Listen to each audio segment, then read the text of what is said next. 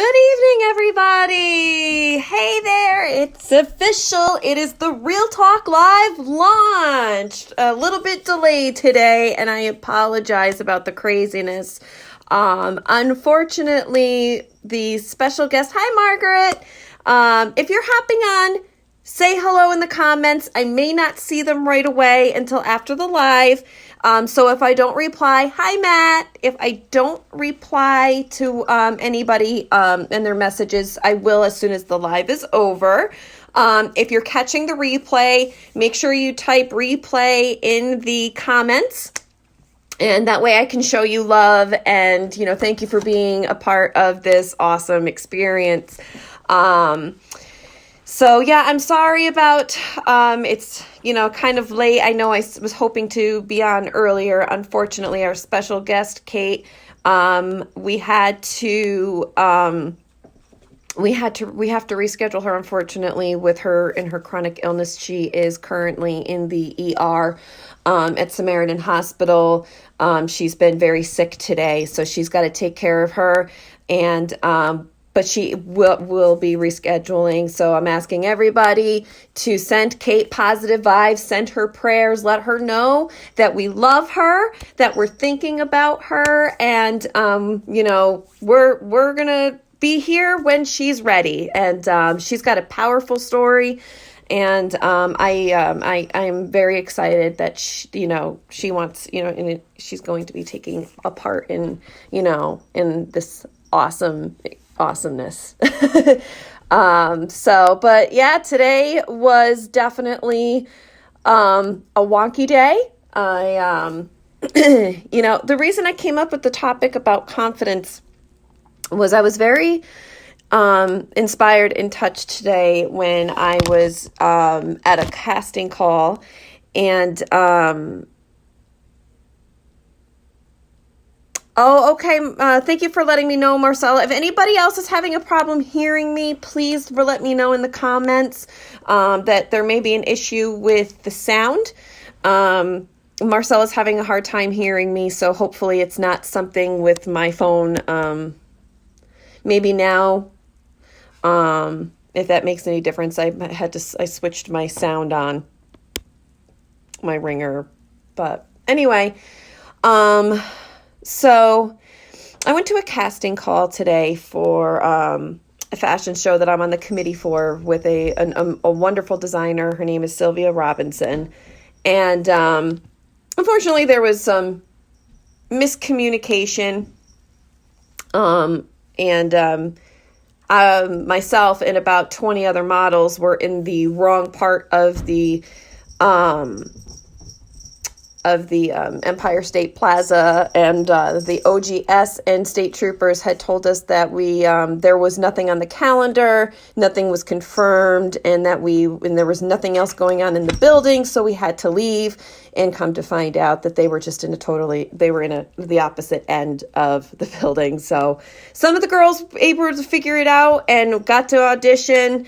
But I did actually get a little, some positivity out of it. So I was a nervous wreck to go, even though I'm on the committee. I'm working with the designer and a, group of other women to help put this together for May of next year. And it's a great experience and a great opportunity. And I actually did a fashion show back earlier in May. And I did model for this designer. And she, asked if I was going to model. I wasn't sure. I kind of was back and forth, kept saying, no, I'm not going to do it. And, it was funny because I was talking with Gary and he said, why wouldn't you do it? And I'm like, I honestly, fear of being a rejection, the rejection of a casting call for a fashion show that the designer had already talked to me about modeling in, being around other models that are actually experienced and have done multiple fashion shows, multiple photo shoots. And, for me, I don't necessarily classify myself as a model. I've done some photo shoots, I've done a fashion show, but, I never have really gotten into it that much. And I've only been, doing it for the last maybe year and a half or 2 years. And so I really had a lot of fear centered around it, and I kept finding that fear and, maybe even lack of confidence, keeping me from wanting to go. I kept telling myself, I'm not going to go. I'm not going to do this. I'll stay on the sidelines and I'll stay in the back and and no one will have to see me. You know what I mean? No one, I don't have to do this. And, I stopped for a second. I said, I've done this before, and there's no reason why I don't belong going across that runway. It would be a lot of fun. I had a good time doing it last time. I am more than capable of doing this. I know this, so I said, I'm going to do it, and sometimes it's really about taking a deep breath and just moving forward, moving forward through the tunnel, even though that tunnel that you're going under, if you ever, I did a post about this before. If you ever been at a tunnel and you stopped and it looked a little, creepy trying to go through, because, maybe you're worried that it might collapse if you're going through it, or maybe the space is too narrow, so you're not worried there'll be enough space for another vehicle to come through if you're in your car. It's kind of, to me, I try to look at it as something similar to that. My cat is right behind my phone, so if you hear her jiggling and she's rubbing up against the phone right now, stop it, Sass. She may very well make a lot of noise, and you may actually end up seeing her face or her tail shortly. But for me, I look at things in that kind of concept. Like, I can stand here on the one side of this tunnel and be fearful of it collapsing, being fearful that I may not have enough room to get through, or I can have some faith in myself that I can do that. I can get to the other side of that tunnel safely.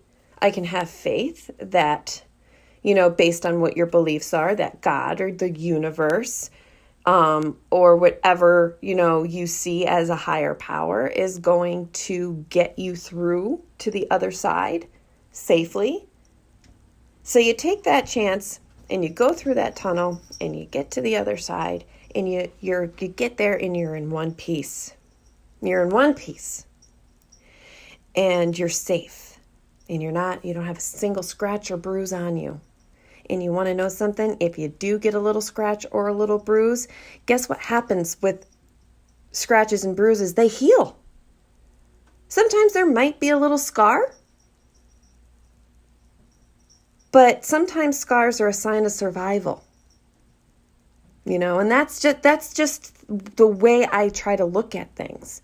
So for me, I decided to cross through the tunnel, and I did not get scratched up and bruised. There was some miscommunication and a mishap, and we'll work that all out. But, I got there and I started talking to this 14-year-old girl who's getting into the fashion industry. She's done, I think, one casting call before. She's young, she's beautiful. And, so she said to me, how long have you been a model? And I said, well, sweetie, honestly, I said, I've only actually been modeling for about a year and a half. I told her how I was 37 years old and, I've only done this, I've only done some photo shoots and stuff like that. And I said, but I can remember being a teenager and wanting to model. And she said, how come you didn't do it? And I said, well, I was very scared and insecure. I was very scared. I said, and I was insecure, and, I never went through with it. And I'm sitting there and I'm talking to her mother, and this beautiful little girl looks at me and says, what were you insecure about, if you don't mind me asking? And I said, and I told her I didn't mind her asking me at all. And I said, well, sweetie, I was very fearful that I wasn't going to be good enough, that I didn't belong there. I said I didn't think that I was capable. I said I had a group of people that supported me and told me to go for it. And I said, and then I had some people that told me that I would never make it. And I listened to the people that told me that I would never make it. And I said, because that's what I wanted to hear. And I went with that. And I said, but you want to know what I found out? She said, what's that? And I said, after a long time, I started to believe in myself, and I started to know that I am capable and that I am enough. And I said, and I was able to do it. And I said, so always believe in yourself. And I'm going to tell you something. You are capable. You do belong up here. I said, you are worth it. And I said, and you are going to get up on that runway and you're going to strut your stuff and you are going to be great. They said, always believe in yourself. And, her mom was there, and, her mom was, very supportive of her. Her mom was encouraging of her. And, she said to me, she said, I had heard that. She said, you're very nice. And I've heard that, sometimes people in this industry aren't nice. And I said, honey, you're going to find that everywhere in life. And I said, but the thing is you got to be true to yourself and know who you are. And, it was kind of it was almost like I felt like I was talking to myself too. I was having a moment where I was talking to the 14-year-old girl, Lori, who was so scared and insecure and believed that she was never going to amount to anything, And meanwhile, I'm using my story to encourage and inspire a young girl who has dreams that are so big. And I would love to see her succeed in that. And her mother looked at me and was like, I would love it if you talked to my oldest daughter, because we try to get her involved in these things. And she's so insecure that she never comes.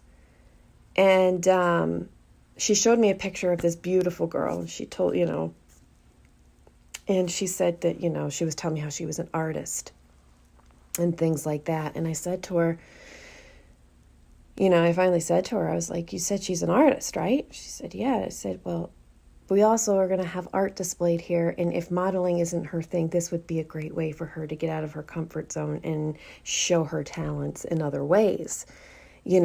Me, I'm a self-taught artist. I never really painted before, except for at a couple paint and sips. And 2 years ago, I discovered that I had this talent because I went to a friend's house and I started painting. I was like, wow, this is actually a thing. This is really cool. So I started doing it, and I have made beautiful pieces of artwork, and it was a hidden talent that I didn't know about. And then I started posting them on social media, and people ended up loving it.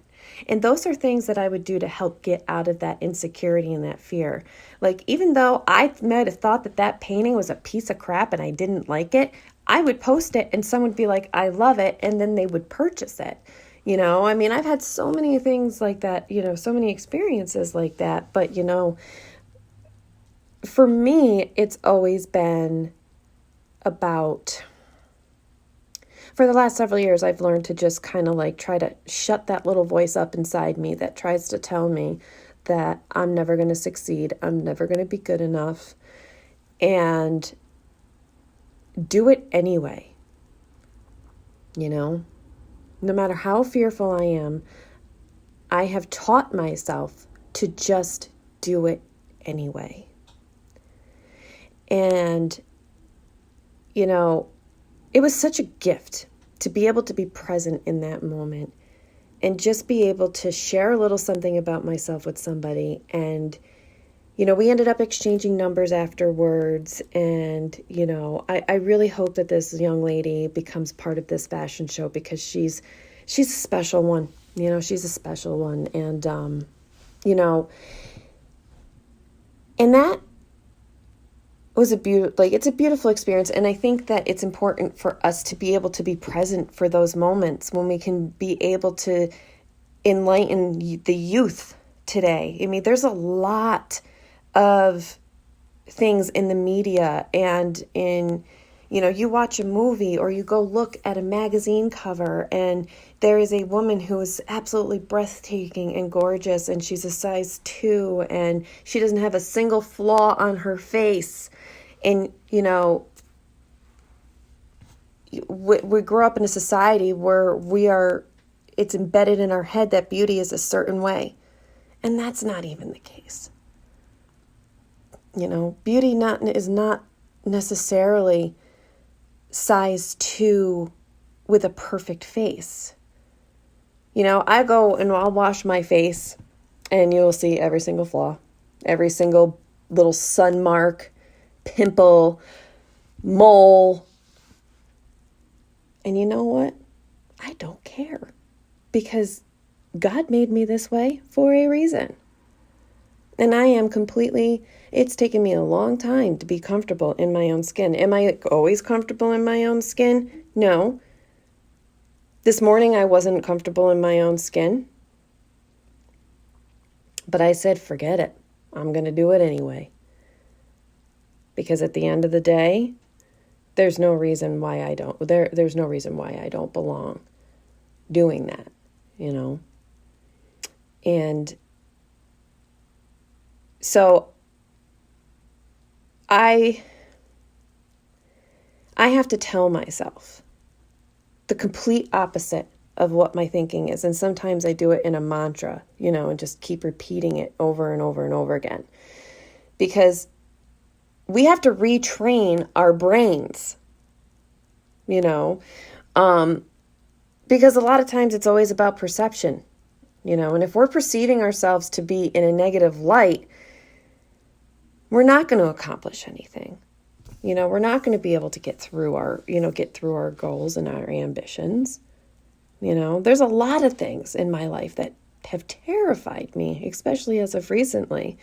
Investing in a business, creating this group, there was a lot of fear centered around all of that, because there's these little things inside me that, are constantly going against what is my burning desire inside. And for years, I let those things inside my head shush down those burning desires, You spend a lifetime, you spent years of your life, feeling like you have to stay hushed and you have to stay quiet and not really be true to who you are or express who you are. A part of expressing who I am was coloring my hair blue and purple last year and not caring what a single person said, because you know what? I have that right. I have that right to be able to express myself the way I choose to, and to be able to have the confidence to not pay attention to the things in the background that are telling you that's not right, that's not okay. Who gives a shit? You know what I mean? If it feels right for you, that's what's important. And I think that once we get to that point where we're able to get through that tunnel, when we're able to trust our inner selves, that is exactly where the confidence starts to come, because we're not really going to care what Joe Schmo on the other side of the room is saying. I used to sit there and walk into a room and think every single person in that room was staring at me and whispering about me and judging me. And the reality is not a single person was doing that. And even if they were, that was not my business. And it really, used to kind of keep me tucked away in a corner. I allowed myself for years to be put in a corner because I was constantly thinking in my head that I was being judged. And nobody believed in me. That I really truly believed that I was never going to amount to anything.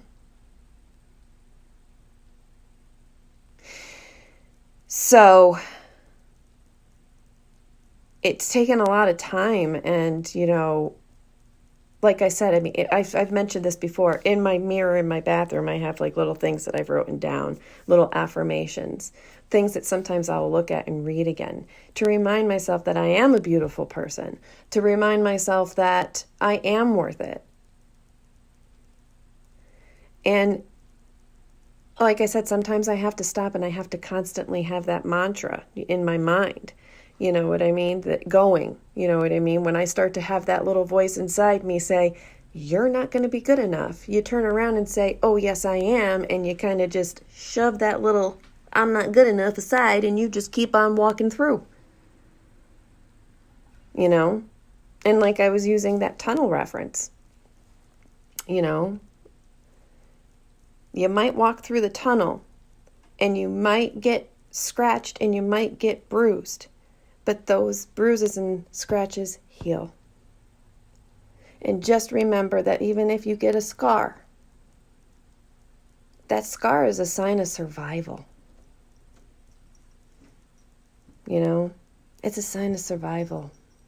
You survived it. You survived whatever that negative experience was. You survived it. And you were able to keep moving forward. I have a lot of scars. But I survived each and every single one, and they might still be there, and they might be internal,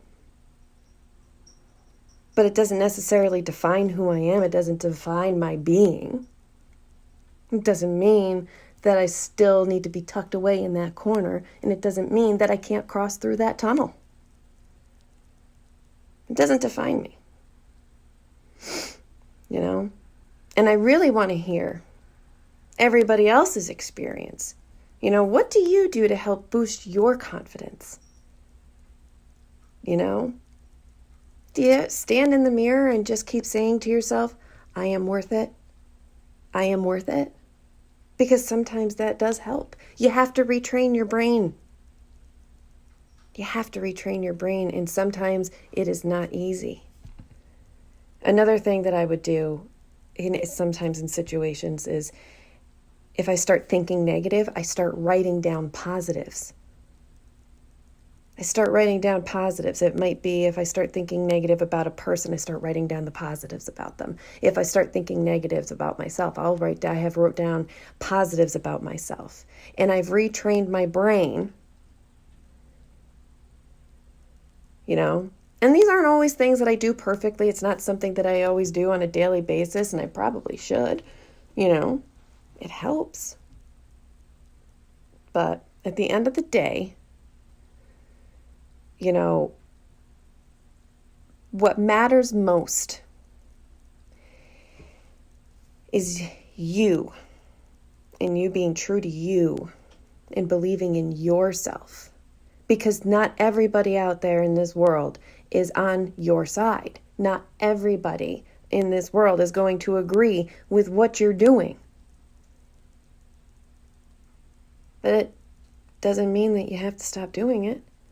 Because if I actually listened to people that said that maybe that like Real Talk Live wasn't a good idea, well, I would never do it. And this has been a passion of mine for a long time. So, well, my friends, it's been a long day, and I'm fighting a headache, and I need to get myself going to bed soon. So I am so grateful for those that have came on and watched this live. If you're watching it on the replay, please comment replay. Please, in the comments, tell me what you do to help with your confidence. Don't be afraid to message me and ask me questions or share with me privately.